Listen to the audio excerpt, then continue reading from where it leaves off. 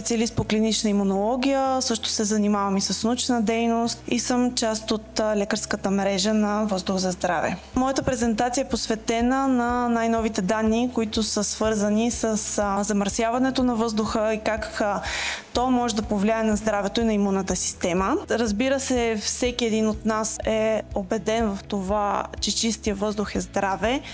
Тъй като казахме, че има различни източници на замърсяване в околната среда, трябва да мислим също и за локалните източници на замърсяване на околната среда и също да знаем, че нашия начин на живот също може да окаже влияние върху замърсяването на въздуха. Това, на което искам да ви обърна внимание и за което малко се говори, е, че всъщност замърсения въздух може да повлияе на имунната система, да потисне нейните функции, което разбира се е допълнителен аспект от намалението на качество на живот. Това е ресничестия епител и лигавицата, в която са разположени множество имунни клетки. А тук виждате, това е вътрешността на дихателен път. И ето тук е даден пример с фини прахови частици.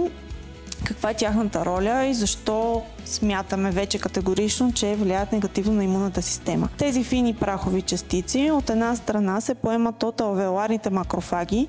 Това са клетки, които са ангажирани с очистване както на различни инфекциозни причинители, така и на различни частици и други увреждащи агенти, които проникват в дихателните пътища.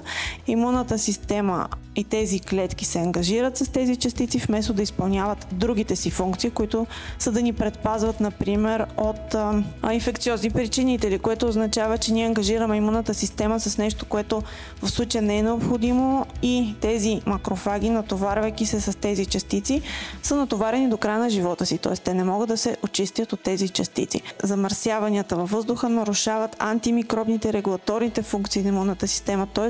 двата основни стълба от функцията на имунната система са нарушени и след това стимулират се имунни отговори, които не са свързани с защита от инфекциозни патогени, а такива отговори, които са свързани с алергия и възпаление.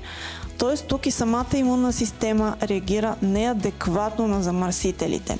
Много голямо внимание бих искал да обърна на уязвимата група на децата, които са по-чувствителни на замърсителите, които са по-склонни към дихателни инфекции, хронични заболявания, когато са изложени на замърсен въздух. И за съжаление тези ефекти са дългосрочни, включително върху имунната система.